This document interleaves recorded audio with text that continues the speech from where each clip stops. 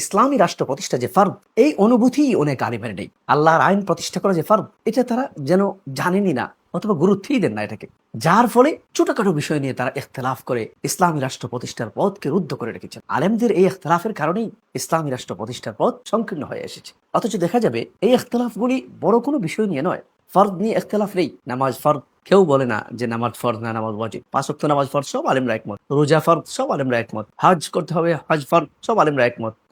সুদ হারাম, সব আলেমরা একমত। আল্লাহর আইন প্রতিষ্ঠা করা, কোরআনুল কারিমে চোরের শাস্তি আছে, কিসাসের বিধান আছে, যতগুলো দণ্ড বিধান আছে, ব্যভিচারের জন্য বিধান আছে, এগুলো প্রয়োগ করতে হবে, সব আলেমরা একমত। তাহলে ইখতিলাফটা কোন জায়গায়, মত পার্থক্য কোন জায়গায়? ছোট বিষয়ে। এগুলো চুল ফাড়া আর চুল ছিঁড়ার মাসআলা। রাসূলুল্লাহ সাল্লাল্লাহু আলাইহি ওয়াসাল্লাম বলছেন যে তোমরা চুল ফাড়তে ব্যস্ত হয়ে না। আলেমদের মেজরিটি ইখতিলাফে হচ্ছে আওলা খেলাফে আওলার মাসআলা নিয়ে, উত্তম আর অনুত্তম নিয়ে। এই উত্তম অনুত্তমের মাসলা, চুল চিরার মাসআলা, চুল ফাড়ার মাসআলা নিয়ে একটা ফরজকে আমরা শত শত বছর ধরে বলে আছি। শত শত ফরজ প্রতিষ্ঠিত হওয়ার পর হাফিজ হুজুরের ভাষায় আহাম্মুল ফরাইদ, ফরজের মধ্যে সবচেয়ে গুরুত্বপূর্ণ ফরজ ইসলামী রাষ্ট্র, ইসলামী হুকুমত প্রতিষ্ঠা করা।